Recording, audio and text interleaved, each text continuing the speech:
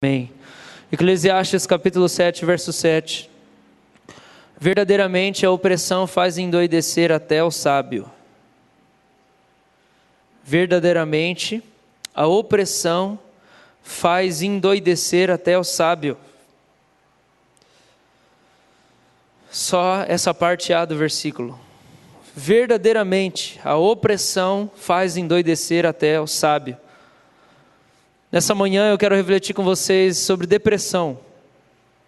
A doença depressão, o tema depressão. E esse texto para mim talvez é o texto que melhor define o significado da depressão.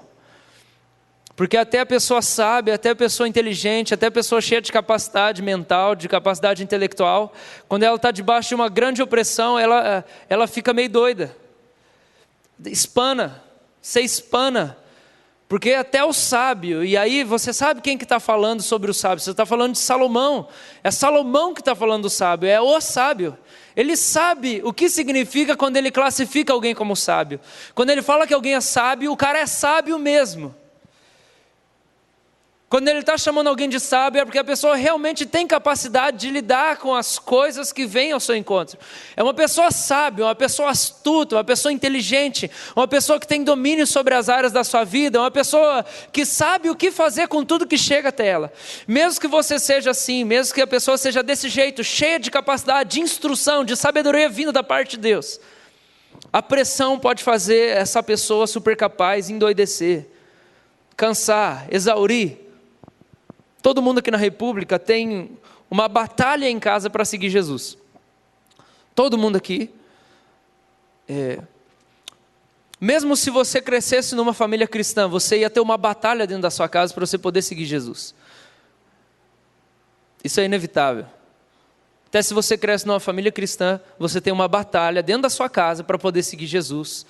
Ou para poder estar lá na igreja. Porque as pessoas da sua casa, quando vem você vivendo e se entregando para Jesus e deixando as coisas que são propriamente suas para abraçar as coisas de Deus, elas não entendem muitas vezes a renúncia de um relacionamento radical com Jesus, e a família acaba não só colocando a culpa em Jesus, mas coloca a culpa na igreja. É aquele pastor seu lá que faz a sua cabeça, é aquela igreja sua de doido lá que está desvirtuando você. Então você enfrenta uma batalha dentro de casa. No nosso caso aqui, a maior parte de nós não veio de um lar cristão. A maior parte de nós. Ou se veio, depois o lar não é mais. Então a gente está aqui começando praticamente, a maioria de nós, é a primeira geração de gente que vive um relacionamento verdadeiro com Jesus. A maioria dos membros da República é a primeira geração de gente que decidiu viver totalmente entregue para o Senhor Jesus Cristo. É a primeira geração. Então cada um aqui vive uma batalha dentro de casa para seguir Jesus. Todo mundo aqui sofre algum tipo de pressão para seguir Jesus ou para fazer parte da República. Vocês se identificam com isso? Dá um sinalzinho assim. Ó. Acontece isso na sua casa? Sim, que bom. Então eu não estou doido. Mas você sabe o custo que Deus está pedindo para você? Porque existe um custo para a gente poder seguir Jesus. Você vai ter que deixar alguma coisa para poder abraçar as coisas de Deus. Você vai ter que deixar alguma coisa. Mateus 10, Jesus chega a ser um pouco radical e ele fala assim: eu vim trazer uma espada para você, porque eu vou colocar o pai contra o filho, e o irmão contra o irmão, e o esposo contra a esposa, e eu vou fazer uma bagunça na sua casa, porque vai ter gente que vai querer totalmente o evangelho, e vai ter gente na casa que não vai querer, então a gente vai ter bagunça dentro de casa, vai ter briga. Você sabe que tem um custo seguir Jesus? Você chegou a calcular isso? Você chegou a pensar nisso? Porque tem gente que chegou e aí pensa assim: pô, mas as coisas não estão funcionando para mim, não estão funcionando dentro de casa. Mas todo mundo tem um custo. Jesus vai pedir isso para você. Para alguns cristãos, o custo é a própria vida. Eu falei aqui de casos que eu escutei quando eu fui para o Egito 2 anos atrás. Um deles que me vem fresco na memória, e esses dias eu contei de novo para alguém, é de uma menina que tinha ganhado uma bolsa de estudos para Harvard. E aí ela estava clandestinamente fazendo o catecúmenos lá, o curso de profissão de fé para se batizar. E aí ela se batizou, e aí um dia antes dela ir para a Inglaterra estudar, ela estava fazendo a mala, e aí ela avisou a família, que era muçulmana: eu me batizei ontem e eu me tornei cristã. E aí o pai empurrou ela no 9º andar. O pai matou ela. porque ela se converteu. Esse era o custo que Jesus pediu para essa menina. É um engano a gente achar que não tem custo seguir Jesus. Tem um custo sim. E muitas vezes ele é lá dentro da sua casa. Tem um custo, você vai ter que enfrentar essa batalha, esse conflito. Talvez Jesus não está pedindo para ninguém aqui entregar a própria vida. Mas você sabe qual que é o custo que Jesus está pedindo para você?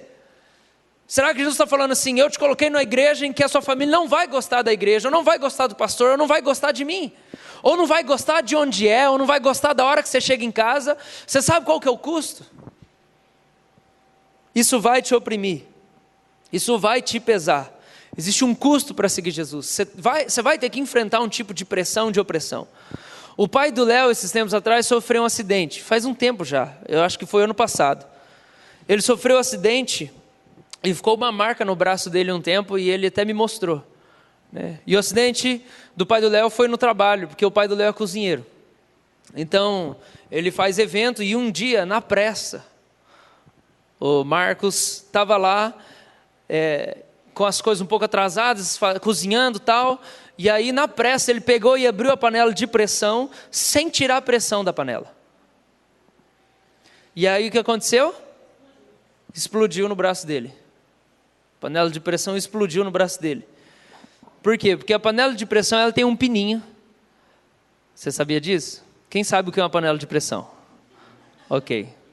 A panela de pressão ela tem um pininho pelo qual sai o vapor da pressão. E isso faz com que a panela não exploda, ela não se quebre e ela não machuque a pessoa. Sabia disso? É assim que funciona, né? Eu não estou errando aqui, né? A depressão, ela é isso. A depressão é uma explosão na mente. Tem muita gente aqui que é panela de pressão. Você sofre pressão de todo lado, para seguir Jesus, para trabalhar onde você trabalha, para morar onde você mora, para ter os amigos que você tem, para frequentar a igreja que você frequenta. Você sofre pressão de todo lado, você está sendo comprimido o tempo inteiro. E a depressão é quando uma mente explode. Aquela pressão vem com tudo, e aí ela quebra a panela, que seria o cérebro da pessoa, e machuca quem está perto. Explode em alguém. Qualquer pessoa que está perto de alguém que explode em depressão é machucada, igual uma panela de pressão machucou o pai do Léo. Qualquer pessoa que está perto de alguém que tem um colapso e entra em depressão, essa pessoa é machucada. Por quê? Porque a pessoa que cai em depressão, ela é alguém que não tirou o vapor pelo pininho. Esse aqui é o pininho. O pininho é a boca.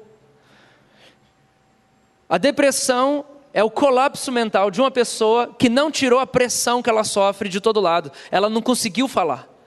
Ela não conseguiu externalizar tudo que ela estava sofrendo na mente dela, na emoção. Então, como o pininho que sai o vapor aqui não fez sair, a pessoa não se abriu, a pessoa não falou, a pessoa não digeriu, ela não colocou para fora, de repente ele explodiu, pum! E aí quem estava perto foi machucado. Isso é inevitável. É inevitável. Quem está perto de uma pessoa que tem um colapso em depressão, sai machucado. Não é de propósito, mas é inevitável. Acontece. Isso tudo tem me feito pensar sobre o colapso mental, sobre um cansaço mental. E eu queria compartilhar uma reflexão sobre depressão hoje, por alguns motivos. Primeiro, Deus quer expandir a nossa empatia e a nossa misericórdia com as limitações das pessoas. Se a gente vai ser uma casa de misericórdia, né? Uma república, uma casa de misericórdia, assim como a casa de Levi, onde as pessoas quebradas chegavam e podiam encontrar Jesus lá, Jesus quer expandir a nossa capacidade de ter empatia com as pessoas, de ter misericórdia das pessoas. Hoje de manhã eu estava conversando na escola dominical e depois lá na cantina sobre isso, né? É muito fácil a gente chegar e falar assim, não, e eu vou falar, a gente aqui de dentro fala assim, não, a república é preconceituosa com isso, a república é machista, a república é não sei o quê, não sei o quê. E a gente precisa parar para pensar e entender que a gente está numa jornada, e a nossa jornada é abrir a nossa mente para poder dialogar com alguns assuntos que são difíceis de dialogar. Então, eu acho que a gente já avançou em pelo menos duas coisas em que a igreja convencional não consegue avançar e tratar. E de maneira muito clara, essas duas coisas são, primeiro, a cultura alternativa. A república dialoga com a cultura alternativa. E hoje a gente está acostumado com isso, gosto diferente, visual diferente, coisa diferente, ideologia diferente, cultura alternativa, principalmente voltada para a estética. A gente aprendeu a dialogar com isso. Segunda coisa que a República aprendeu e está caminhando para dialogar: luta na área da sexualidade, especialmente relacionado aos homossexuais. É um tabu para muitas igrejas, a gente precisa entender isso, gente. As igrejas convencionais têm uma grande dificuldade de dialogar com essas duas coisas, e a gente está dialogando com isso. Nós estamos tentando ser uma igreja do nosso tempo, que fala coisa que tem a ver com o nosso tempo. A gente não vai fazer isso do dia para a noite, a empatia não vai surgir do dia para a noite, a misericórdia não vai surgir do dia para a noite. Então, qual que é a caminhada da República? É a gente aos poucos se abrir para poder refletir, dialogar com assuntos que estão por aí rolando, para a igreja não ser alienada e um clubinho escondido, onde só tem gente extremista xiita. Então hoje eu quero falar de depressão, porque isso é uma coisa que a gente nunca falou aqui, e Jesus quer expandir a nossa capacidade de ter empatia com as pessoas. Então as pessoas da República têm capacidade de lidar com a galera da cultura alternativa e têm capacidade de lidar com uma pessoa que tem um conflito de sexualidade. Está entendendo o que eu estou falando? A gente vai falar sobre isso porque Jesus quer expandir a nossa capacidade de ter empatia. E a gente tem tido misericórdia nessas áreas, inclusive com os desigrejados e pessoas de outros círculos religiosos. A gente tem gente aqui que não é presbiteriano, o Marcelo é um deles, mas tem mais pessoas que às vezes passam por aqui e a pessoa não tem religião. Tem uma pessoa que está frequentando aqui há mais de um mês e a pessoa não é cristã. E a gente não tem tido problema com isso, glória a Deus. Então a República está saindo de um clube para a gente poder dialogar com as pessoas diferentes de nós. Amém? Ok. Então essa é a primeira coisa. Primeiro, para a gente expandir a empatia. Segundo, nós temos pessoas que nós amamos que estão em depressão. Esse é o segundo motivo. Primeiro é que Deus é glorificado quando a gente expande a nossa capacidade de alcançar. Segundo, tem pessoas que nós amamos que estão em depressão. E terceiro, a igreja tem que ser resposta para os questionamentos e as angústias do nosso tempo. Ok. Hoje são diagnosticados 2 tipos de depressão, tá? E eu uso a palavra diagnosticados porque a ciência está em constante reformulação e a gente não tem a conclusão final acerca de nada, porque está tudo sendo estudado e a opinião acaba mudando e aí redescobre e aí a Camila está lá para não deixar eu mentir. Talvez uma coisa na área de medicina que era ensinada há 10 anos atrás, as duas Camilas, né? Há 10 anos atrás, hoje não ensina mais isso. Eu não sei se na aula às vezes acaba um professor falando isso. 10 anos atrás era assim, hoje não ensina mais assim, mudou nos livros. Porque a ciência está em constante reformulação. A gente sabe que nos últimos 40 anos deu um avanço muito grande na ciência, especialmente na medicina. Então, hoje existe o diagnóstico de 2 tipos de depressão. Primeiro, a depressão endógena.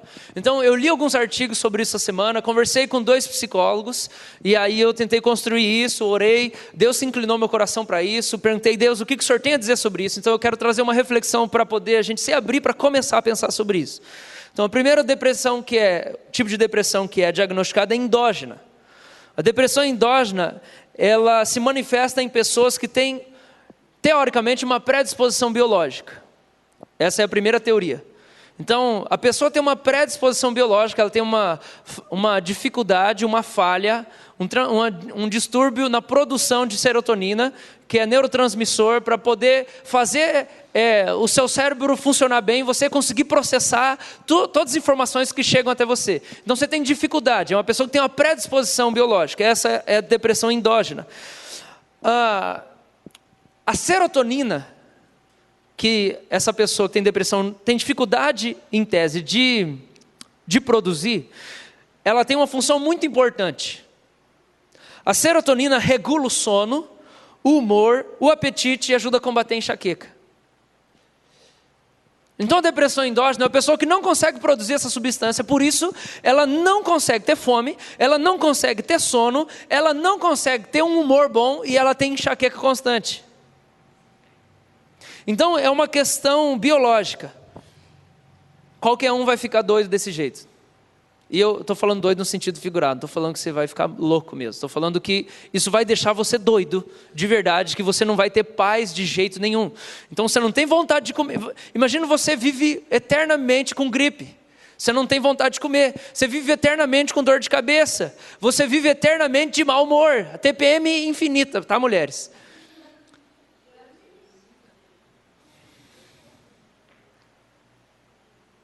Quem não vai ficar indisposto com a vida desse jeito?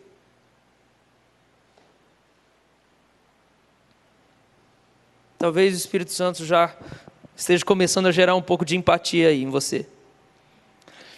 O segundo tipo de depressão diagnosticada é a depressão exógena. E a depressão exógena, resumidamente, ela é provocada por uma situação ou um acúmulo de situações. É uma definição muito fácil de entender e eu acho muito boa. A depressão exógena, ela é provocada por uma situação ou um acúmulo de situações. Então vamos lá. 3 fatores.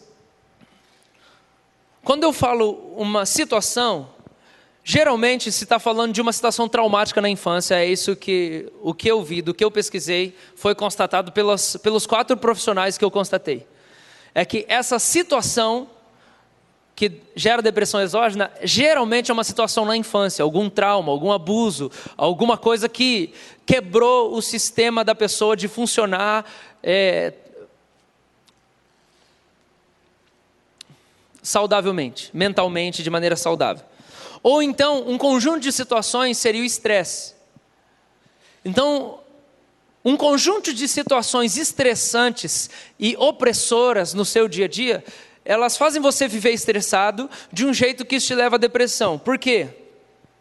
Porque tudo tem a ver com a química do seu corpo. Então, basicamente, o que acontece é que quando você vive debaixo de muita pressão ou de um estresse muito alto, você vai produzindo, o seu cérebro produz uma substância para você sobreviver no meio do estresse. Só que aí quando esse estresse nunca acaba, ele é um estresse constante, sem fim, chega uma hora que produz tanto essa substância, que aí começa a inibir a produção de serotonina. E aí, você está entendendo? É uma coisa do cérebro, uma coisa química. Então você vive tão estressado, tão preocupado, tão ansioso, debaixo de tanta pressão, que isso afeta a sua produção de serotonina, que traz tudo aquilo que eu acabei de falar. Então, chega uma hora que você entra no automático. Mesmo que você não esteja debaixo de pressão nenhuma, você já está debaixo de um modo estresse. Você está no modo estresse constantemente. E como você está no modo estresse constantemente, você não produz serotonina constantemente e aí você entrou em depressão, acabou. Está entendendo? É isso que acontece, é assim que a pessoa entra em depressão. Vamos falar um pouco mais sobre como alguém adquire a depressão. Então vamos falar sobre um estilo de vida estressante. Eu li num blog de uma mulher, nossa gente, fonte é uma coisa muito importante, né? Espera aí que eu vou achar aqui. Que blog que é esse? O blog chama carosamigos.com.br. .com.br? Eu acho que é isso. Então você pesquisa lá. Desculpa, eu não lembro o nome da mulher, mas se você procurar no blog sobre depressão, vai estar lá. carosamigos.com.br. Maria Rita Kell é o nome da mulher. Ela é uma mulher da área da psicanálise e ela trabalhou com o Sem Terra durante algum tempo, fazendo um trabalho ali no movimento Sem Terra. Então vamos falar sobre o estilo de vida estressante. Ela falou que, ela tem uma metáfora que eu achei excelente, por isso eu vou usar ela. Ela falou que um dia ela estava dirigindo, e aí no meio da Dutra, em São Paulo, um cachorro veio e apareceu na frente dela. E ela descreve assim: o cachorro estava na beira da estrada, tinha movimento. E ele começou a atravessar como se estivesse em um campo. Cachorro de beira de estrada deveria estar acostumado. Não é que ele tentou ou veio um carro rápido e ele não viu. Ele começou a atravessar e eu vi que ele estava atravessando. Eu vi que ele ia ser atropelado, mas eu não podia desviar, porque tinha um carro do lado e eu não podia frear. Você não pode frear na Via Dutra, eu ia morrer. Enfim, não podia frear. Então eu tive essa enorme agonia de perceber que eu estava em uma velocidade irreversível e que eu ia matar um animal, um ser, passar por cima. E eu consegui desviar muito pouco, eu diminui a velocidade muito pouco, de modo que eu só peguei ele com a roda e consegui não passar por cima.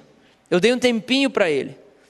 E o que foi mais chocante foi que quando eu tentei ver o que aconteceu com ele, eu olhei e ele já virou uma figura no retrovisor. Eu só percebi que ele estava uivando de dor, porque eu vi o uivo dele no espelho. Porque eu já não ouvia mais ele, e ele atravessou a estrada mancando, e sumiu no mato e desaconteceu. E esse acontecimento teria desacontecido, e eu não sofri nada, se eu não ficasse tão chocada com o que a velocidade faz com os acontecimentos da vida. Não só pelo cachorro, o atropelamento é mais uma metáfora, porque atravessou a outra pista mancando e ele não morreu. Eu comecei a me dar conta de quantos acontecimentos na minha vida, nessa velocidade, não aconteceram, e viraram desacontecimentos. Quando cheguei na escola, eu fui olhar o para-choque, e tinha uma sujeirinha, talvez o pelo dele, e tinha um ligeiro amassadinho. Aí entra a associação. Eu estava lendo Walter Benjamin por causa de um grupo de estudos, e estava lendo o texto dele sobre experiência. Presta muita atenção. Ele faz uma articulação entre a perda da experiência e a velocidade da vida moderna. E eu falei, a depressão está aqui. Porque Walter Benjamin chama isso de melancolia. Não é que também eu inventei isso. Então são duas coisas diferentes que se juntaram. A depressão como o começo de uma experiência no consultório, que me interessou muito, e a depressão como um sintoma social, quer dizer, algo que se alastra, sintoma social no sentido de um tipo de sofrimento mental, que além de dizer respeito ao sujeito, a cada um por si que está sofrendo, cada um com suas razões, revela alguma coisa que não vai bem. Não se poderia dizer que é o sintoma social do homem contemporâneo, porque a drogadição também é um sintoma, violência também é um sintoma. Eu insisto que essa sociedade é uma sociedade de consumo, nos termos mesmo dos autores, de Jean Baudrillard, aliado a Eléa de Guy Debord, eu acho que é isso, da sociedade do espetáculo, porque o que dá sentido à vida é o consumo. A questão não é sociedade de consumo porque todo mundo está consumindo furiosamente, presta atenção. Pouca gente está consumindo furiosamente na nossa sociedade, mas as pessoas medem o que elas são pelos que elas podem consumir. Elas medem o sentido da sua vida pelos que elas podem consumir. Estão convencidas de que o valor delas e das outras se define pelo que elas podem consumir. Por isso, sociedade de consumo, pela crença, não necessariamente pelos atos. Talvez você fale assim, eu não sou um capitalista. Talvez você não tenha tanto dinheiro para sair consumindo o tempo inteiro. Mas o nosso consciente coletivo é de que nós temos que consumir. E aí quando ela fala de consumir, eu entendo que consumir não é só de ter coisa, mas é fazer coisa. É ter um título, é ter um cargo, é subir na cadeia alimentar, é subir na sociedade, é ter um título grande, é ser reconhecido, é consumir os títulos, não é consumir só os bens, é consumir os ambientes, é consumir o status, eu sou isso, eu faço parte disso, eu preciso crescer, eu preciso desenvolver. E aí ela fala, isso é o que leva à depressão, é nesse lugar que ela está. Por quê? Porque você está com tanta pressa na vida moderna, você está com tanta pressa para chegar em algum lugar, para consumir alguma coisa, e aí depois que você consome, você nem sente o gosto, aí você vai lá no banheiro e você põe para fora para poder consumir de novo, e para poder ir mais além, e para subir mais, e conquistar mais, e num ímpeto tão grande, que você perde as experiências que você vive. Você não digere as experiências que você vive. Você vive a semana e você nem sabe o que aconteceu. Você não se deu conta do que aconteceu essa semana. Você não refletiu no que aconteceu nessa semana. Você não meditou no que aconteceu nessa semana. Você não parou para meditar, pegar o seu caderno, abrir, escrever, refletir, olhar para a árvore, olhar para a natureza, sentar do lado de uma cachoeira ou de uma fontezinha artificial que você comprou e botou lá na mesa da sua casa. E para você pensar na vida, digerir, chorar que o negócio não deu certo ou dar risada porque uma conquista foi boa. Você não vive a experiência, porque você vive com pressa, e pressa tem a ver com pressão. Por isso a panela de pressão eu acho que é uma figura tão boa para descrever a depressão. Você está com tanta pressão que você entra em depressão, você vai lá para baixo. Por quê? Porque tudo que você está vivendo, que você está recebendo, as informações que você está absorvendo, você não está digerindo. Você O termo que ela usa é a perda da experiência. Você experimentou, mas você perdeu a experiência. Porque você não pensou em como aquilo afeta a sua vida. Porque você vive correndo com tudo o tempo inteiro.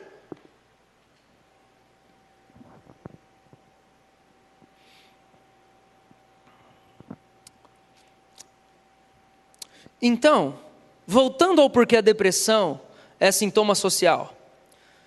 Porque a sociedade, em termos dos discursos dominantes, nos quais a gente acredita, deveria ser uma sociedade menos depressiva. Dos anos 60 para cá, nós somos mais livres. Nós podemos fazer mais sexo.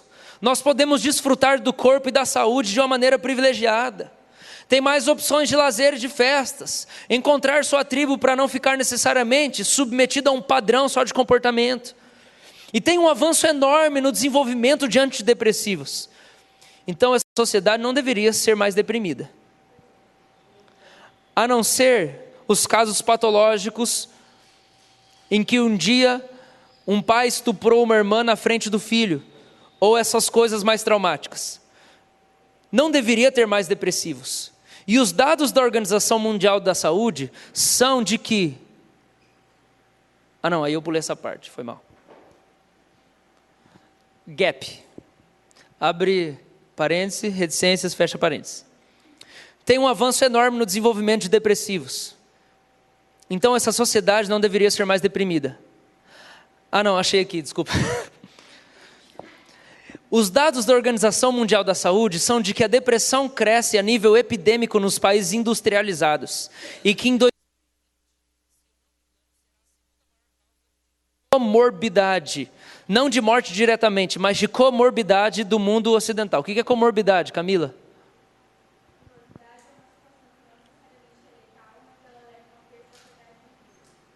Então, uma situação que não é necessariamente letal, mas ela leva à perda da vida. Perda da qualidade da vida. Então, olha só, eu vou ler de novo isso aqui. A OMS, a Organização Mundial da Saúde, disse que a depressão cresce a nível epidêmico nos países industrializados. E em 2020, se eu não me engano, será a segunda maior causa de comorbidade, não de morte diretamente, mas de comorbidade do mundo ocidental. E tem gente achando que o problema do mundo é a homossexualidade.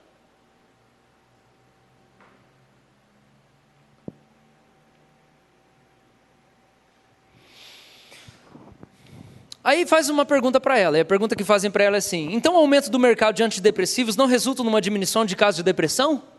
Ela responde assim: o antidepressivo, embora seja em muitos casos importante, vital até, não quero aqui falar contra os avanços da indústria farmacêutica. Embora os antidepressivos às vezes salvem vidas, ele deve ser tomado por pessoas que correm risco até de se matar, ou então de morrer, por não dizer, não consegue, nem ir a um consultório de analista. O antidepressivo não cura. O antidepressivo não cura. Ele ajuda o depressivo a ter energia e ânimo para fazer algumas coisas para que ele possa se tratar. Por quê? E agora a gente vai...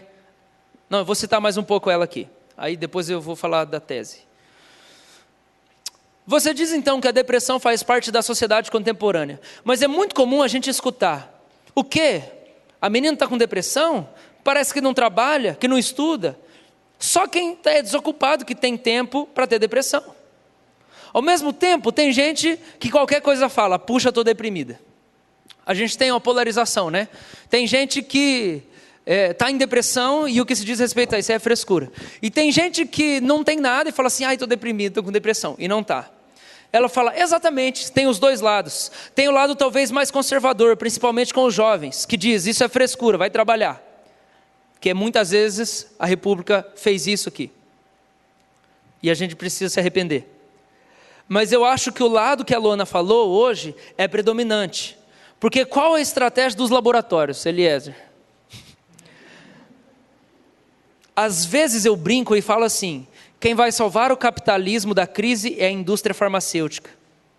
Porque quanto mais a crise, mais remédios eles vão vender. Entendeu? Qual a estratégia dos laboratórios farmacêuticos? Não é mais somente divulgar os remédios. A estratégia dos laboratórios farmacêuticos saiu o Prozac, olha só, exemplo, saiu o Prozac e na época foi divulgadíssimo. Foi o primeiro grande antidepressivo genérico que as pessoas tomavam. Hoje tem muita gente da geração 20 anos do Prozac, que vem para o consultório dizendo, tomei um tempão, foi ótimo, fiquei muito alegre. Depois fiquei simplesmente indiferente, agora não aguento mais não sentir nada. Eu vou fazer análise. Mas enfim, hoje a principal estratégia de marketing é divulgar a doença. Que por um lado pode ser um trabalho importante de saúde pública, dizer para as pessoas, como é o da AIDS, tomarem cuidado. Se previna agora. Mas nas doenças mentais, a popularização da doença ajuda você a se identificar com ela. Se você faz uma campanha contra o câncer de mama, tudo bem, todas as mulheres podem falar, ai meu Deus do céu, será que eu tenho isso? Aí você vai ao médico e faz uma mamografia e vê se tem. Ou se não tem, e tudo bem. Não dá para você achar que você tem só porque houve uma divulgação maior preventiva. Agora, na depressão, todos os ambulatórios do Brasil têm esse folhetinho. Você tem depressão? Atenção, é uma doença séria, mas tem cura. Aí você tem alguns sintomas. E aí você tem uma lista de 20 sintomas que qualquer pessoa na face da terra tem algum deles. Falta de sono, excesso de sono, falta de fome, excesso de fome, desânimo, irritabilidade. Bom, em São Paulo, quem é que não tem irritabilidade nesse estresse? Por aí vai. O importante é que no caso das depressões, numa sociedade em que a moral social é a moral da alegria, do gozo, da farra, não é a moral até que a primeira fase do capitalismo, que até nos anos 1950, e isso combinou também com o protestantismo, era a moral do adiantamento da gratificação, sacrifício, esforço, sobriedade. Tudo que a gente conhece hoje em dia de literatura. Você entendeu? Eu li meio bagunçado, mas ele está dizendo assim, que até 1950 as pessoas, e aí essa filosofia de 1950 junta com a moral protestante, de que você não tem tudo aqui agora, você tem que ralar, a vida tem dificuldade mesmo, você vai sofrer, tem um custo para viver. Mas depois dessa época para frente, você não pode ter problema, você tem que ser feliz o tempo inteiro, você tem que ser alegre o tempo inteiro, é farra, festa, é bagunça o tempo inteiro.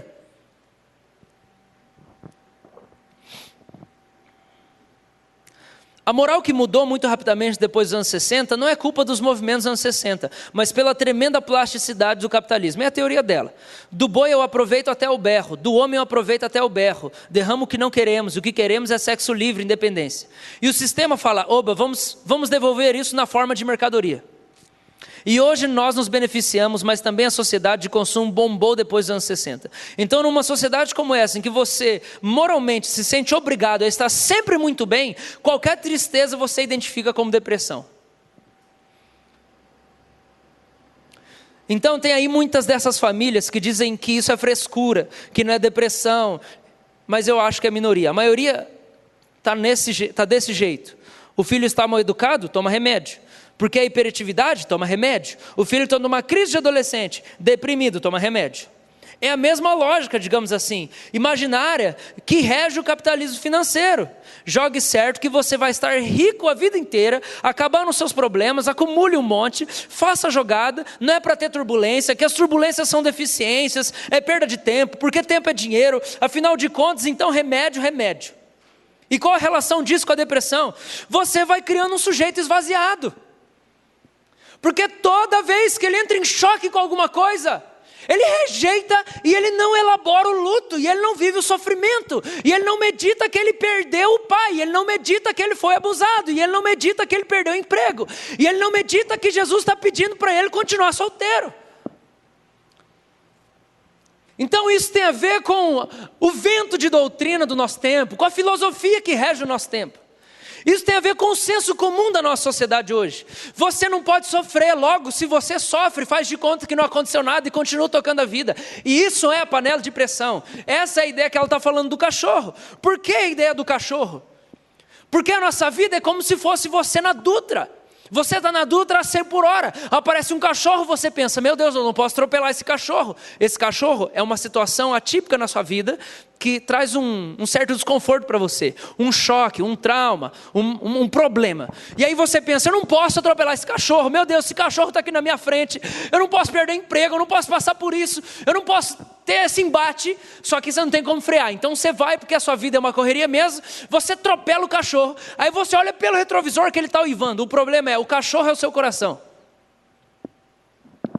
O que aconteceu, você nem viu o que aconteceu com você quando aquela experiência aconteceu.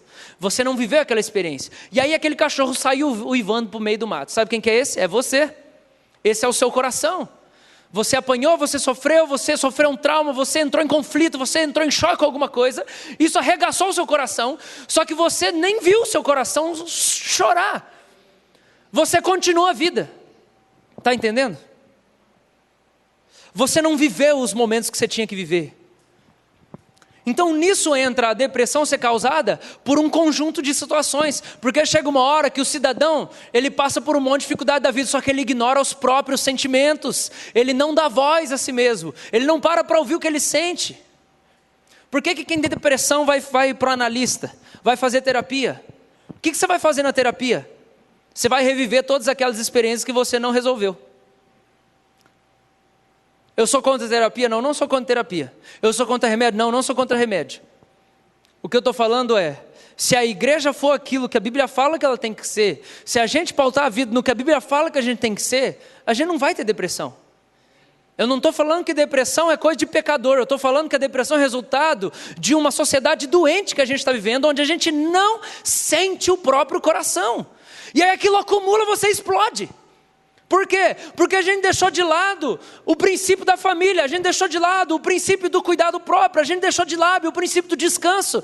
A gente vive numa sociedade de consumo, de produção. Eu tenho que alcançar, eu tenho que ser o melhor pastor do mundo, eu tenho que ter a maior igreja do mundo, eu tenho que ser a maior mãe do mundo, eu preciso ocupar o topo da minha empresa, eu preciso ganhar o maior salário do mundo. Você tem que ser o super-homem. Pega o Nietzsche aí. Você tem que ser o super-homem. Aí o que acontece? Você não é humano, você é um robô. Uma hora você entra em colapso mental. Então é um conjunto de situações que te levam para o fundo do poço. Como que a gente resolve isso? Já vou falar como a gente resolve isso. Mas antes eu vou falar como uma pessoa deprimida age. Hoje uma pessoa deprimida, além de sentir todo o sofrimento da depressão, a sensação de vazio, de que a vida não vale nada, de que o tempo não passa, que os dias estão estagnados, insuportavelmente lentos, enfim, falta de viver e viver basicamente, tudo isso que já é sofrimento suficiente para um depressivo, hoje essa pessoa recebe um acréscimo de culpa de estar deprimida. Como se não fosse suficiente todos os sintomas de depressão, a pessoa ainda sente culpa por causa disso. Eu estou passando por tudo isso, então eu sou pior do que todos os outros. É isso que vem ainda para aumentar mais um pezinho em cima de quem está em depressão. Além de tudo isso que eu estou passando, a dureza, essa dureza, e que eu preciso de ajuda, eu ainda acho que eu sou pior que os outros. Eu já me sinto ruim porque eu estou deprimido. E agora eu estou me sentindo ruim porque eu sou quase que culpado. E é quase como se fosse um fora da lei. Porque hoje um deprimido se sente culpado por não querer ir às festas. Ou por não querer ir na igreja. Ou por não querer ir trabalhar. Ou por não querer ir para a faculdade. Mas é claro que ele não quer. Ele não dorme, ele não come, ele não tem bom humor e ele está com enxaqueca. Você acha que ele vai querer encontrar alguém? Claro que ele não quer encontrar ninguém.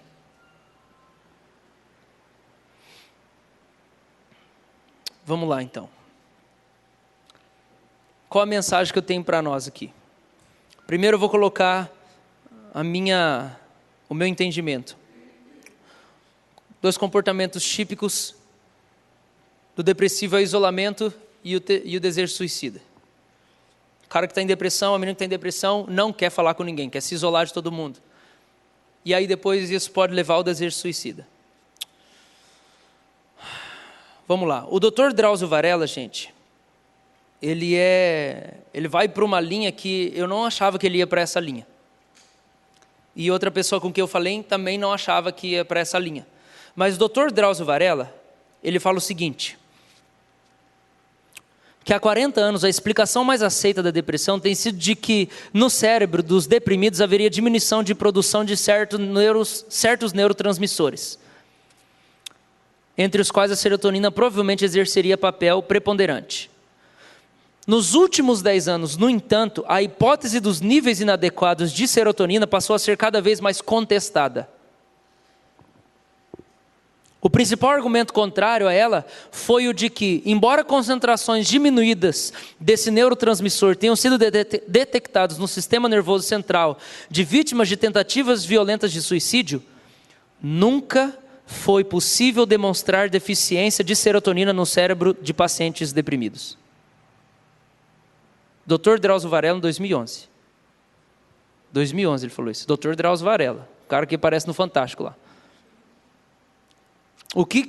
Qual que é a tese dele? A tese dele é que ninguém nasce com uma predisposição para depressão. Então não existiria aquele primeiro tipo que eu falei, que é endógena. Essa é a linha do Dr. Drauzio Varela. Vou dizer, essa é a minha linha também. Essa é a minha linha. Eu não sou médico e não está aqui uma conclusão. É a minha teoria, tá bom? É a minha tese. Alguns escritores modernos não estão usando mais o termo neurose. Eles estão usando o termo sociose.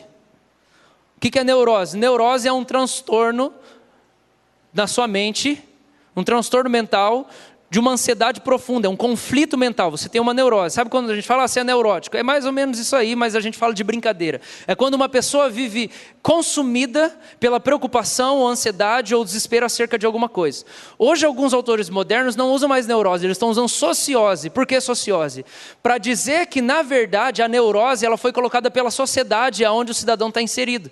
Então, o cara nasce bem, só que ele vive numa sociedade doentia. E aí isso é uma sociose, isso afeta a saúde mental do cidadão. E é por causa do lugar onde ele vive, dos princípios que ele vive, e no contexto que ele vive, das relações que ele tem, do tipo de relações e da qualidade dessas relações que ele tem, é que ele começa a entrar em colapso mental. Mas ninguém teria nascido sem a produção de serotonina. É isso que o Dr. Drauzio Varela vai supor. E eu conheço um psicólogo que tem essa linha, e eu vou nessa linha. Então o que eu acredito? De tudo isso que a gente falou, eu vou falar de novo. Eu acredito que a gente está vivendo um estilo de vida tão doentio nos nossos tempos hoje, e que isso está gerando uma pressão tão grande, um estresse tão grande sobre as pessoas, que aí elas estão entrando em depressão. Aí a pessoa precisa tomar remédio. Por que ela tem que tomar remédio? Porque ela não consegue fazer mais nada quando ela está em depressão. Então por que uma pessoa toma remédio? Presta atenção aqui. Uma pessoa toma remédio para ter energia. Para quê? Para poder resolver tudo aquilo que levou ela para a depressão. Só tomar remédio não adianta. A pessoa precisa ir lá reviver as experiências que ela não viveu. Deus começou a me levar a pensar sobre isso. Por quê? Porque as pessoas que andaram mais perto de mim nesses últimos 5 anos entraram em colapso. As pessoas que viveram um discipulado intenso comigo nos últimos 5 anos entraram em colapso. Não foram todas as pessoas, mas uma maior parte das pessoas. Quando eu fui olhar o histórico dessas pessoas, quase todas elas tinham um péssimo histórico familiar. Isso entra no conjunto de situações. O que aconteceu quando a pessoa entrou num discipulado intenso na igreja? A panela de pressão explodiu. Então algumas pessoas que às vezes chegam no ministério, chegam na igreja, entram numa empresa, não é a empresa que faz a pessoa ter depressão, gente, não é a empresa. O que aconteceu? A empresa abriu aquela panela sem fazer o vapor sair pelo pininho, aí explodiu. Mas não foi a igreja que fez a pessoa entrar em depressão. A igreja, ou o trabalho ministerial, ou o discipulado, seja lá o que for, o trabalho intenso, ele entrou em contato com tudo aquilo que não estava resolvido, e aquilo, pum, explodiu. Por quê? Porque a pressão foi em cima. Então você tem algumas pessoas que caminharam e entraram em depressão, e você tem algumas pessoas que não. E é incrível pensar que as pessoas que tiveram uma boa estrutura familiar continuaram na igreja.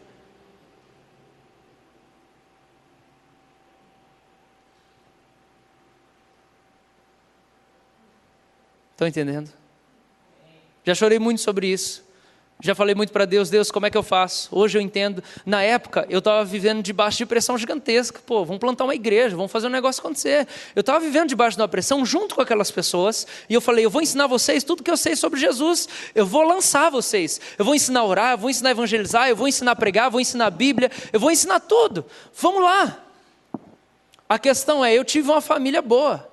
Eu tive um background familiar ótimo. Meu pai e minha mãe estão casados há 26 anos. Sempre presente na igreja. Nunca vi o meu pai brigar com a minha mãe. Nunca vi. Eu nunca vi o meu pai brigar com a minha mãe. E minha mãe brigar com o meu pai. Nunca. Eu já vi mimimi. Mas a agressão, nunca vi ninguém xingar ninguém lá dentro de casa. Meu pai e minha mãe nunca. Meu pai nunca dormiu no sofá. Eles são o máximo. Mas eu talvez estaria em depressão agora, se não fosse eles. Porque eles me proporcionaram um ambiente saudável onde eu pudesse crescer. Se eu não tivesse a base familiar que eu tenho, que eu tive, talvez eu não estava pastor da igreja hoje. Porque nos últimos 3 anos eu teria entrado em depressão, porque eu passei por um quadro depressivo há 2 anos atrás, 1 ano e meio. Eu passei por um quadro, mas eu não caí lá.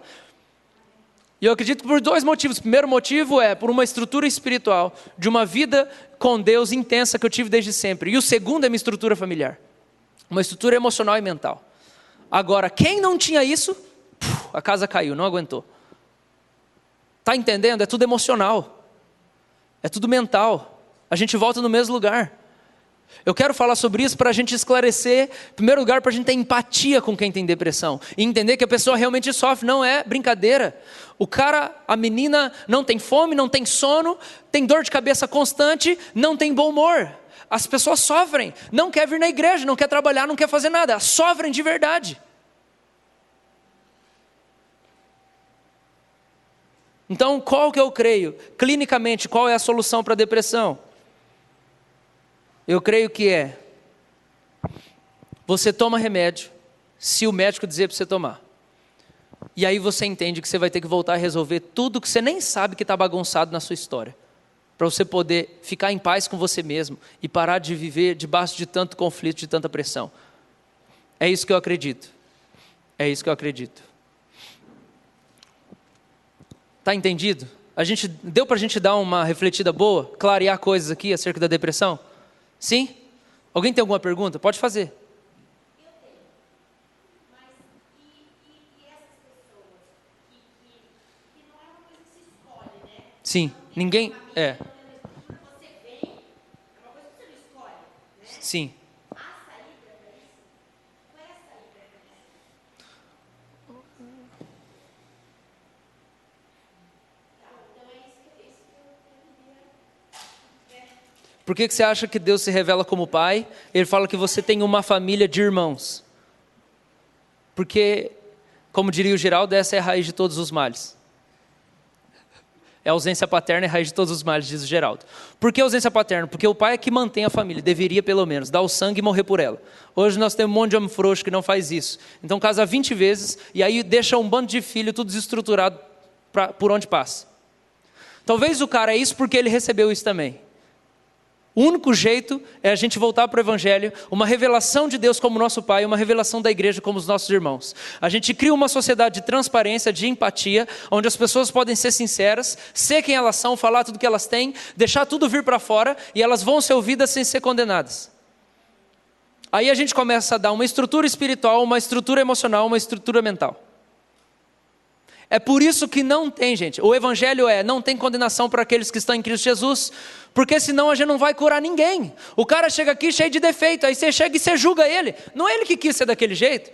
A primeira coisa é o Evangelho, perdão de pecados, tira toda a condenação. Como é que nós vamos curar um cara se o cara vive debaixo de condenação? Aí ele chega na igreja, eu vivi uma vida de imoralidade, a minha família é desse jeito. Aí você chega na igreja e o cara fala assim, você é rebelde, você desonra, você é um pervertido. Ele só que, e daí? Você vai ficar acusando ele? Que hora que você vai entrar lá no fundo e trabalhar a estrutura?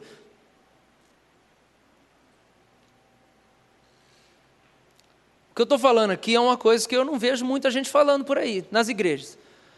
Mas o que Jesus tem falado comigo nessa semana a república tem que trazer alguma resposta para o mundo de hoje. Não dá para a gente ficar falando da teologia reformada de 500 anos atrás, que nós não estamos na reforma protestante mais. Não dá para a gente só ficar falando as 90 e tantas teses de Lutero ou os 5 pontos do calvinismo. Naquela época precisava desse troço. Todo mundo que entra na igreja sabe disso, sabe decor tudo, predestinação, eleição, justificação. Não é isso que o mundo está pedindo agora. O mundo está pedindo outra coisa, baseada nisso. Só que você tem que entender, isso é o alicerce. Se não tiver teto, aí vai cair uma chuva de pedra e vai matar o cara lá. Então, o nosso ensino não pode ser uma casa construída só de fundamento. Se a gente só fica falando da teologia da reforma de 1500, nós estamos construindo uma casa sem parede, só tem fundamento. Não protege o cara da chuva de pedra, ele vai morrer se cair umas pedras grandes. Então nós temos que continuar construindo essa casa.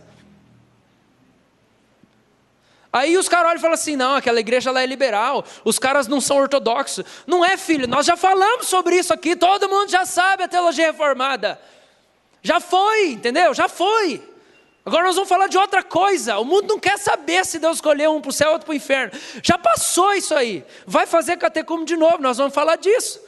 Uma vez no semestre, uma vez no ano, eu vou pregar sobre isso. Tenho paixão por doutrina. Só que nós temos que trazer uma resposta para as coisas que as pessoas vivem.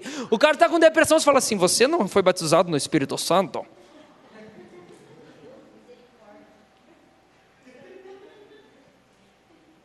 Aí eu estou lá atendendo, a pessoa tem vício sexual. Aí eu chego e falo assim, mas você conhece os 5 pontos do calvinismo?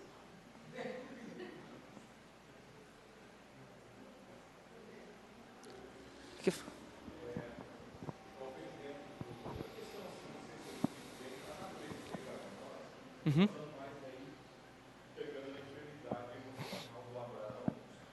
Uhum.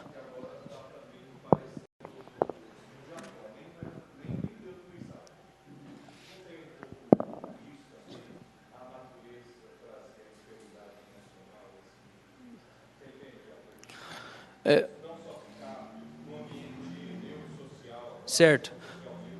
Vamos tocar nesse ponto então. Todo mundo nasce pecaminoso, né? Todo mundo nasce pecador. Sim? Ah, bom. Senão eu vou ter que voltar a pregar sobre isso, gente. Vamos parar de falar de depressão, vamos falar sobre doutrina básica. Tá. Todo mundo nasce pecador. Isso significa que você tem um estado de pecado. E o estado de pecado significa que você tem o potencial de cometer todos os pecados que existem na face da terra. E porque você tem esse potencial de cometer todos esses pecados, você também tem a vulnerabilidade para todas as enfermidades que existem na face da terra.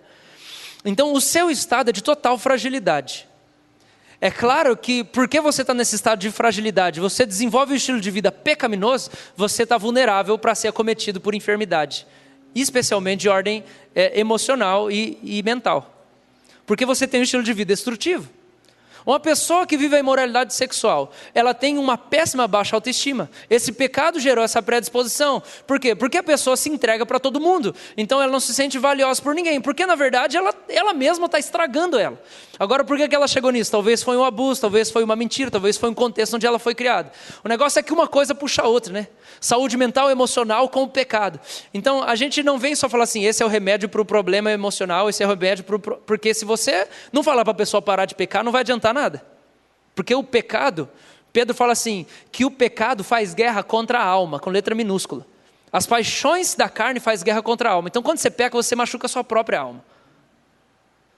Então você vai lá, faz terapia, continua a vida de pecado, não adianta nada, você vai continuar se ferindo. Eu vou chegar sobre como a gente lida com o depressivo agora. Antes eu quero citar como o diabo age nisso aí. Onde que entra o diabo? A Organização Mundial... Como que é? Organização Mundial da Saúde, ela mudou uma definição, eu não sei quando que foi, mas foi esses últimos anos. Ela diz assim, agora a OMS fala assim, o homem é um ser psicossocial / espiritual. Agora a OMS está falando que o homem é espiritual. Não falou o que é, nem sabe o que é, mas está falando que é.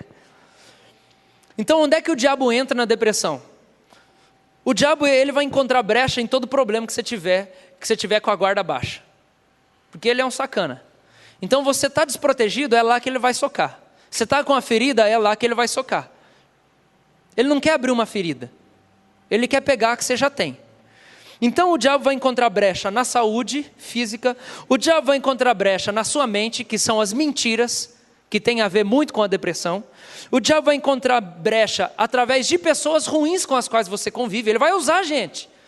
Tem gente endemoniada que vive com você e que vai colocar você lá para baixo e vai te pressionar. Tem gente que não é endemoniada, mas sofre influência do diabo ou de princípios das trevas ou de mentiras. E essas pessoas vão machucar você. O diabo vai afetar você.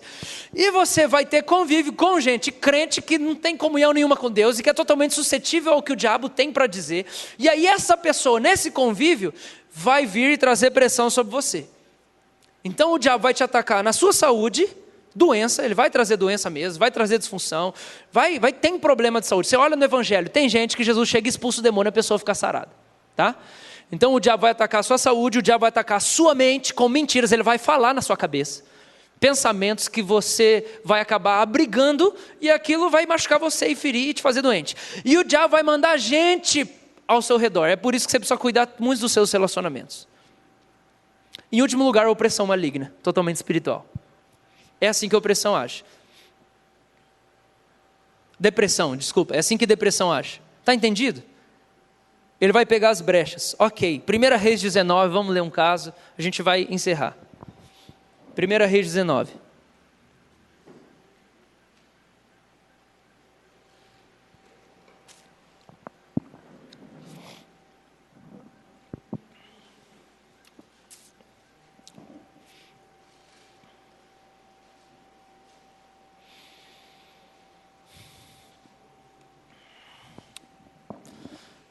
A gente tem pessoas com quadros aparentemente depressivos na Bíblia, porque a palavra depressão não existiu no tempo que escreveram a Bíblia. Então quando você olha para Elias ele tem um momento de exaustão, ou o que se chama de burnout. Quando você acaba a sua energia, você não tem vontade de fazer mais nada, você cansou do trabalho. Elias tem um burnout, eu já tive burnout, e muitos pastores têm burnout. Nos Estados Unidos, é nos Estados Unidos ou no Brasil? Acho que é no Brasil. Caraca, acho que é no Brasil. 1.200 pastores abandonam o ministério, acho que por semana no Brasil. É mais ou menos isso a estatística. O meu irmão citou ontem lá, eu não sabia. 20% dos jovens brasileiros são diagnosticados clinicamente com depressão. Eu vou falar um dado que eu não tenho certeza, tá? Você vai assistir na internet, eu não tenho certeza. Acho que 80% dos pastores caem em adultério.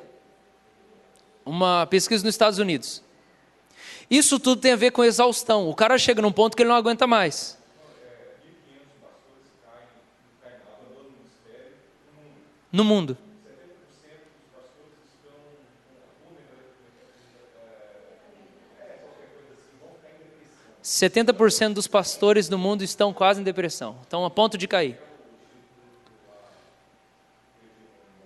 É um instituto, pouco no Google você vai achar. Por que isso? Vou abrir um parênteses aqui então. Por que isso? É o caso de Elias.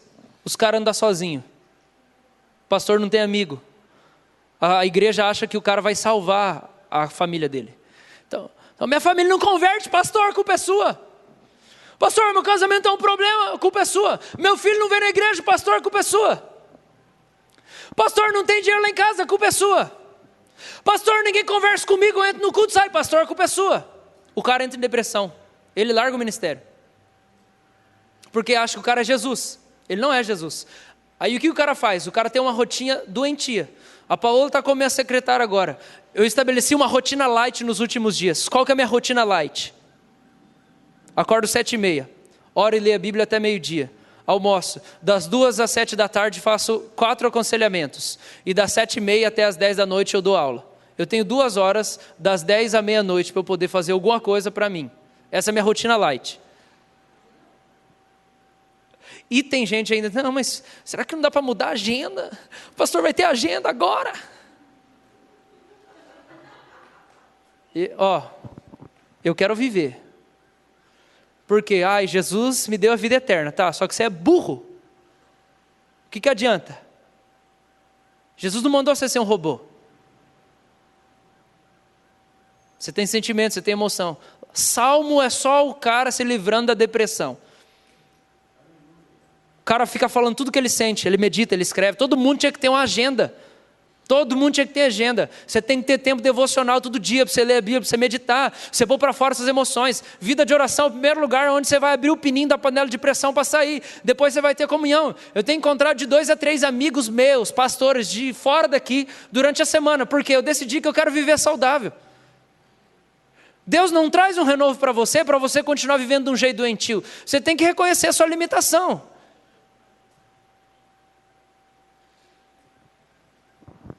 Então é por isso que os pastores abandonam todo o ministério. Primeiro é porque ele não sabe dizer não. E graças a Deus hoje, Deus tem me ajudado a fazer isso. Não. Pastor, tem não, só daqui 2 semanas. Só daqui 2 semanas, pastor, você pode ir lá em casa? Só. Por quê? Porque I have a life. This is my life. Isso porque eu ainda não tenho uma família. Tá? Eu não tenho uma família ainda. Tá bom? Por favor, gente, por favor, você tem Jesus Cristo, vai orar, vai num pequeno grupo, larga de mim um pouco, eu não sou Deus não. A gente fica falando que todo mundo pode profetizar, todo mundo pode ouvir a voz de Deus, é você que vai mudar a sua casa lá, tá bom? Você, faz um jejum sobrenatural lá, mete a mão na cabeça lá de todo mundo na hora que estiver dormindo. Toda semana eu vou na perna dos meus pais, toda semana eu vou lá. Na hora que não tem ninguém lá, eu unjo todos os quartos, eu passo o óleo de cozinha em tudo lá, e ponho a mão no travesseiro de todo mundo lá, da Ana Luísa, da Suzana, do meu pai, da minha mãe, eu oro na sala, expulso os demônios do ralo. Sabe os demônios do ralo? Demônio do ralo é quando o cara vai lá e fica se masturbando na hora do banho lá, aí vai tudo pro ralo. Aí eu expulso os demônios do ralo, eu falo, Deus, se alguém masturbou aqui nesse banheiro aqui, vai saber, gente, vai ver, eu não sei, meu pai e minha mãe são pecador, vai que eles se masturbaram lá, tem a Suzana, tem a Ana Luísa, é tudo gente, tem sentimento, tem emoção, se não masturbou, glória a Deus, vai que estão assistindo televisão, aparece um negócio lá, um dia eles não conseguiram, eu não sei, eu chego na cozinha, Deus, tira o espírito de gula daqui, manda esses demônios embora, dá arrependimento, eu boto a mão na mesa lá, eu falo assim, Jesus abençoa aqui, eles tomam café todo dia aqui, eu nem moro lá, mas eu abençoo tudo lá. Eu que vou abençoar minha família. Toma autoridade no nome de Jesus e começa a mudar a sua casa lá. É o custo que Jesus está pedindo para você. Não é os outros que vão fazer. Senão eles tinham nascido lá de quem você nasceu, mas não nasceram, eles nasceram de outra. Então é para eles mudar a vida daquela família de quem ele nasceu. Amém? Amém. Vamos lá, 1 Reis 19. Elias fez fogo cair do céu, Elias fez milagre, Elias matou 800 profetas de Baal, Elias profetizou, Elias fez chover, ele entrou numa exaustão emocional. Capítulo 19, verso 1, Acabe fez saber a Jezabel tudo quanto Elias havia feito, e como matara todos os profetas à espada. Então Jezabel mandou um mensageiro a Elias e disse-lhe, façam-me os deuses como lhes aprouver, se amanhã, a essas horas, não fizer eu a tua vida como fizeste a cada um deles. Temendo, pois, Elias levantou-se e para salvar sua vida se foi, chegou a Berseba, que pertence a Judá, e ali deixou o seu moço. E ele mesmo, porém, se foi ao deserto, caminho de um dia, e veio e se assentou debaixo de um zimbro, e pediu para si a morte, e disse, basta, toma agora, Senhor, minha vida, pois não sou melhor que os meus pais. Deitou-se e dormiu debaixo do zimbro, eis que um anjo o tocou e lhe disse, levanta-te e come. Olhou, ele viu junto à cabeceira um pão cozido sobre pedras e brasa, e uma botija de água, comeu, bebeu e tornou a dormir.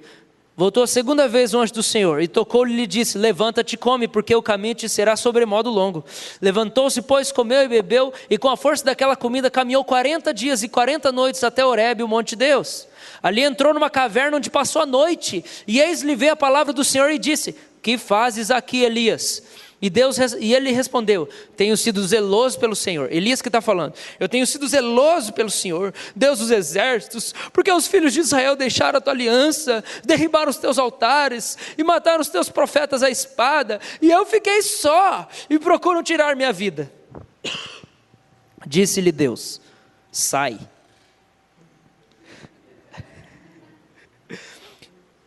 Põe-te neste monte perante o Senhor. Eis que passava o Senhor e um grande e forte vento fendia os montes e despedaçava as penhas diante do Senhor. Porém o Senhor não estava no vento. Depois do vento um terremoto, mas o Senhor não estava no terremoto. Depois do terremoto um fogo, mas o Senhor não estava no fogo. E depois do fogo um cício tranquilo e suave. Cício é uma brisa. Ouvindo Elias envolveu o rosto no seu manto e saindo pôs-se à entrada da caverna. E eis veio uma voz e lhe disse: que fazes aqui, Elias? Aí ele fala tudo de novo. Tá bom até aqui. Aí o verso 18, Deus fala assim: também conservei em Israel 7.000, todos os joelhos que não se dobraram a Baal e toda a boca que não beijou. Vamos lá, qual que é a solução para a depressão?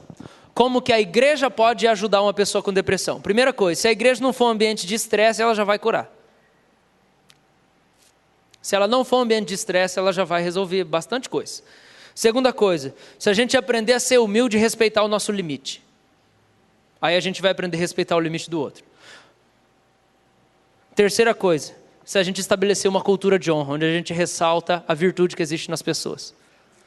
Vamos lembrar? Não pode ser um ambiente de estresse. O que a gente vai fazer? A partir do mês que vem, o Lucas não mexe mais em nada domingo de manhã. Por quê? Porque ele mexe no sonho no data show de manhã e de noite. Eu entrei na escala, porque não tem ninguém para poder passar as músicas ali.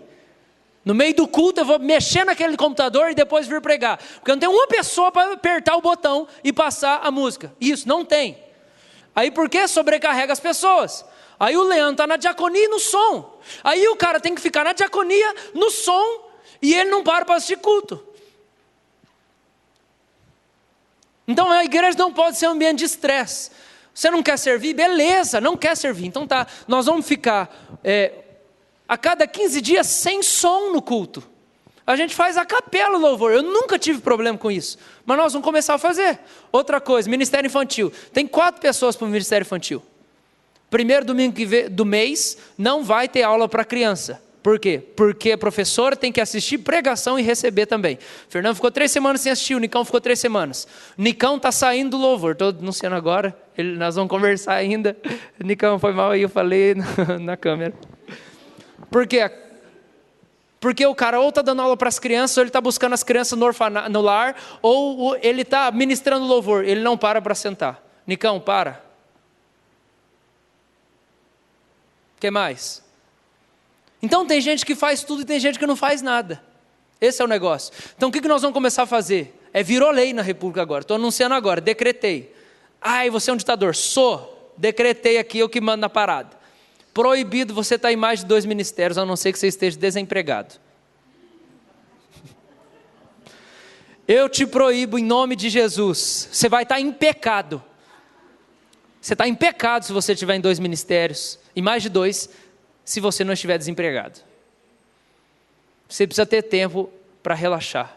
Você precisa ter tempo para receber. Você precisa ter tempo para descansar. Então a igreja não pode ser um ambiente de estresse. Deixa eu falar uma coisa, nós temos 2 cultos no domingo. Terça-feira a gente tem um tempo aqui que para mim eu gosto mais do que do culto. O tempo que eu mais gosto nesse lugar é na terça-feira, das 7h30 às 9h30 da noite. É o que eu mais gosto. Mais do que pregar para vocês, eu gosto da terça-feira aqui, ficar orando aqui, a gente só ora. Quarta-feira a gente tem escola de profeta, a gente aprende sobre dom de profecia, a gente profetiza uns sobre os outros. Domingo de manhã a gente tem culto, e domingo de noite a gente tem culto. Segunda, quarta e sexta, das 6h30 às 8 horas da noite, a gente tem tempo de oração. Vem na hora que você quiser, você não precisa estar em todos. Agora veja, se o teu estresse, na verdade, não tem nada a ver com a igreja, tem a ver com a vida louca que você vive lá fora, o seu capitalismo. Nós temos pequenos grupos, vai se relacionar, para essa panela de pressão não explodir. Mas você não pode considerar isso aqui como ambiente de estresse, está entendendo? Não existe lei, eu nunca falei assim, vamos ler a Bíblia em 6 meses. Nunca falei isso. Lê a Bíblia do jeito que você quiser, mas lê a Bíblia. Você sabe o meu jeito de orar. Para mim o negócio é que todo mundo tirasse 2 horas só para orar todo dia. Pelo menos. Mas se você não quiser, faz de outro jeito, mais hora de algum jeito. Jejum. Para mim todo crente tinha que jejuar, pelo menos um dia da semana. Se você não acha, faz de outro jeito, mas jejua. Faz, entendeu? Faz do seu jeito. Mas a igreja, primeira coisa, não pode ser um ambiente de estresse. Então se desfaz de tudo que está pesando em você. Segunda coisa, seja humilde para reconhecer as suas limitações e falar, não posso fazer esse ministério aqui porque eu não dou conta. Terceira coisa, vamos honrar uns aos outros. O que acontece com Elias? Primeira coisa, Elias tem o fator pressão, estresse. Versículo 1, Acabe fez saber a Jezabel. Jezabel é o inferno na cabeça de Elias. que ela era a mulher possuída por uma legião de 3 milhões de demônios. Porque ela faz tudo, ela controla o marido dela, que é o rei. Gente, é a única rainha de Israel, porque o banana do Acabe casou com a mulher, e a mulher fazia dele pau mandado. E ela botou medo em Elias. Aqui, fator pressão. Elias entra num quadro depressivo. Por quê? Jezabel na cabeça dele falou assim: eu vou arrancar sua cabeça, igual você fez com meus profetas. Elias está exaurido. Aí o que acontece? Versículo 4. Ele foi para o deserto, isolamento. Elias se isola. Ele começa a entrar no quadro depressivo: vou me isolar, vou para o deserto. A Bíblia fala que ele foi lá para cuidar da própria vida. Mas aí o final do versículo 4 fala que ele queria perder a vida. Ele falou: quero morrer, desejo suicida. Então, Elias, estresse, isolamento, desejo suicida, depressão. Pronto, quadro depressivo. Aí o que acontece? Como que Deus começa a resolver? Versículo 5. Ele está dormindo. Deus manda um anjo. O que o anjo faz com ele? Toca, quebrou o isolamento. Como que a gente lida com alguém em depressão? Você precisa romper o isolamento. Você precisa afeto. O anjo tocou nele, afeto. A gente toca na pessoa, a gente quebra o isolamento. E aí o que a gente faz? A gente faz o que o anjo fez. Levanta. Vamos, levanta. Vamos, filho. Levanta. Para quê? Eu fiz comida para você aqui. Eu vim aqui cuidar de você. Se você não se cuida, eu vim aqui cuidar de você. Ele não está cobrando tarefa dele. Ele está deprimido, ele está num quadro depressivo. O cara quer morrer, ele quer suicídio, ele se isolou. O anjo chega e encosta, afeto, quebra o isolamento. Segunda coisa, estímulo. Então, primeira coisa, afeto. Segunda coisa, motivação. Terceira coisa, suprir necessidade. O que ele faz? Uma comida para ele. Ele chega e ele encosta, afeto. Está necessidade de afeto. Vem cá, faz um carinho nele. O cara está com depressão, vai lá, faz um carinho no cara. Segunda coisa, motiva ele. Não, vamos lá, vai ser legal. O cara não vai querer, mas vamos lá, vai ser legal. Aí você chega e dá um prato de comida para o cara. Eu fiz essa comida aqui para você. O cara que está em depressão não tem apetite, mas você fala para ele comer mesmo assim. Não é para você brigar com ele, mas é para você falar com ele, você tem que estimular. Aí o que acontece? Versículo 6. Elias come e ele volta a dormir de novo. Você tem que dar tempo para o cara processar, ele não vai mudar do dia para a noite. Foi uma espiral. Não foi queda livre, o cara não estava bem num dia, no outro dia, pum, não foi. Foi uma espiral, foi uma sucessão de fatos que foi fazendo ele afundar. Agora, para ele acender de novo, ele não vai sair voando igual o Superman. Ele vai ter que ir degrau por degrau. Então, se o cara você já teve afeto, tá massa já. Deixa o cara voltar a dormir. Agora, você já teve afeto, ainda estimulou o cara já comeu, tá massa lá, deixa o cara voltar a dormir. Aí o que acontece? Você precisa, versículo 7, voltou segunda vez o anjo. Isso envolve acompanhamento e perseverança. O anjo estava fazendo uma terapia com Elias, acompanhamento angelical. Vem, encosta nele, levanta aí, vamos lá, ó. Eu trouxe a comidinha, pá. Aí o cara come e volta a dormir. O anjo deixa ele dar uma dormidinha ali. Aí depois ele volta de novo. Ô, vem cá, pá. É um acompanhamento. É um negócio que é um processo. Quem tem depressão não vai sair do dia para a noite, a não ser que Deus faça um milagre, que é uma coisa que eu tenho certeza que Deus vai fazer no nosso meio. Só que não é a gente que escolhe na hora que vai acontecer. Aí, o que você vê no versículo 7? Um acompanhamento. Então o anjo vai, ele toca ele de novo, ele fala, levanta e come. Então de novo ele serve ele, e aí agora ele faz outra coisa que ele não fez da primeira vez, porque o caminho te será sobremodo longo. Ele traz perspectiva. O cara está com depressão, ele vai, ele toca ele dá comida, ele acompanha, e aí tem uma hora que ele traz perspectiva, ele fala assim, deixa eu falar uma coisa, você está nesse quadro aí, só que o caminho vai ser longo, tem muita coisa ainda para você viver. Deus vai fazer muita coisa na sua vida ainda. Ele traz perspectiva. Ele começa a resgatar a pessoa do fundo do poço e fala assim, vamos lá, você vai ser alguém ainda. E aí a restauração que você vê é que no versículo 9, a vida de oração dele é restaurada, e aí depois no 18, a comunhão é restaurada. Você entendeu? Foi bem rápido, só que assiste de novo a pregação depois lá. O anjo foi lá, tocou, deu afeto, quebrou o isolamento. Aí o anjo foi lá e serviu. Toma, come aí. Aí o anjo foi e deixou ele dormir, deixa ele dormir. Paciência com o cara. Aí o anjo foi lá, é o Elias, é o cara que cortou as cabeças e fez o fogo cair do céu. Esse cara é fantástico, só que ele cansou. Aí o anjo chegou lá e falou assim, vem cá de novo. Aí o anjo deu comida de novo. Aí depois disso o anjo falou assim, Deus tem mais coisa para você. Trouxe perspectiva. Aí a primeira coisa, gente, presta atenção. Quando o anjo trouxe perspectiva para Elias, a primeira coisa que foi restaurada nele foi a vida de oração dele. Porque Deus fala com ele, aí ele pega e ele vai lá fora. Deus fala assim, vai lá no monte que nós vamos trocar uma ideia agora. Restaurou a vida de oração dele. E aí versículo 18, Deus fala assim, você não está sozinho, Elias. Você está isolado, mas você não está sozinho. Tem mais, eu esqueci aqui, 7.000 que não se dobraram. Sei lá, 70.000, não lembro, está lá o número. 7.000 que não se dobraram. Aí restaura a vida de relacionamento do cara. Entendeu o processo? Lento acompanhamento. Vamos ler 2 versículos aqui, a gente vai encerrar. Desculpa a gente passar o tempo.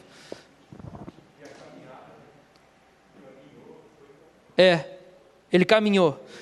Jeremias 33, e a gente vai orar. Deus deu 2 palavras para nós essa semana acerca disso.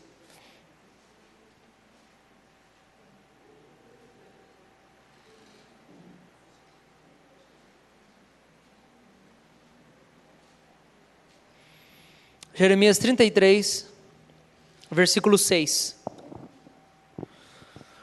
Eis que eu lhe trarei, está falando de Sião, eis que eu lhe trarei a ela saúde e cura, e o sararei, e lhes revelarei abundância de paz e segurança. Deus vai curar a gente que tem depressão, aqui no nosso meio, porque Ele prometeu isso. Eu vou trazer saúde, eu vou trazer, olha lá, versículo 6. Eu trarei a ela saúde e cura, e sararei, e o sararei, e lhes revelarei abundância de paz e segurança. Agora volta capítulo 30, versículo 17.